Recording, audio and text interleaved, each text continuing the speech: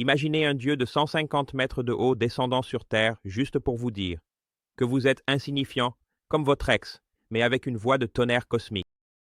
Oui, mes chers nerds, aujourd'hui on va parler de l'événement où Marvel a regardé son propre panthéon de héros et s'est dit « Voyons qui mérite de continuer à avoir des films, et qui va être effacé comme le CGI d'Emodoc. » C'est le jour du jugement. Pas par Thanos, pas par les fans de Rotten Tomatoes, mais par l'univers lui-même. Avant que vous ne demandiez « Attends, qu'est-ce qui se passe ?» Respirez un grand coup. Le Céleste s'est réveillé, il est furieux, et il a décidé de juger chaque humain, héros ou méchant, comme si c'était un épisode cosmique de The Voice. Sauf que personne ne se retourne pour vous. Des mutants? Oui. Des Avengers? Évidemment. Spider-Man qui pleure son ex-petit ami fantôme? Bien sûr. Wolverine qui supplie de mourir? Tous les foutus jours, mon pote. Et si tu penses que c'est juste un autre événement Marvel générique, oh, accroche-toi bien. Ce bazar du multivers, c'est personnel. Tout commence avec les X-Men qui deviennent des dieux de la résurrection infinie. Meurt aujourd'hui, revient demain. L'humanité s'est énervée, genre, au point d'être retiré du groupe familial sur WhatsApp. Et puis, qui débarque?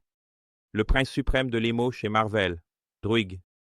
Il regarde les mutants et dit « Ça, c'est un comportement déviant. » Traduction. J'appelle le Céleste, et débrouillez-vous avec ça. Résumé. On lance une guerre entre des mutants immortels, des Avengers complètement déjantés et des Éternels qui se comportent comme s'ils géraient un serveur Minecraft, contrôlant le monde comme s'ils étaient en mode créatif. Peter Parker, notre brave garçon qui porte la culpabilité comme un étudiant de l'USP, porte son sac à dos, reçoit la visite de Gwen. Oui, Gwen. Morte, en mode fantôme harceleur à fond. Alors Peter passe toute la journée à essayer d'être une bonne personne, parle à Tante May, pardonne à J. Jonah Jameson, pleure sur le clone, fait un compliment à Miles Morales. Conclusion? Gwen, félicitations Peter, tu as une âme douce. Peter a un moment de paix, et nous, on se prend un coup de poing émotionnel. Peter Parker, un nerd. Dépression.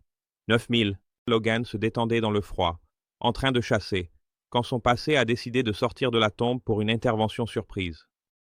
Tous ceux qu'il a jamais tués débarquent, comme un épisode spécial de fête, animé par ses traumatismes. Et le Céleste lui dit « Tu crois que tu en es digne, espèce de salaud ?» Wolverine. « Non. Mais si j'abandonne maintenant, le monde part en vrille. » Et le voilà parti, avec le méchant le plus insupportable de l'univers. Solem, on te déteste, pour aller poignarder un golem de glace cosmique avec la lame Muramasa. Résultat?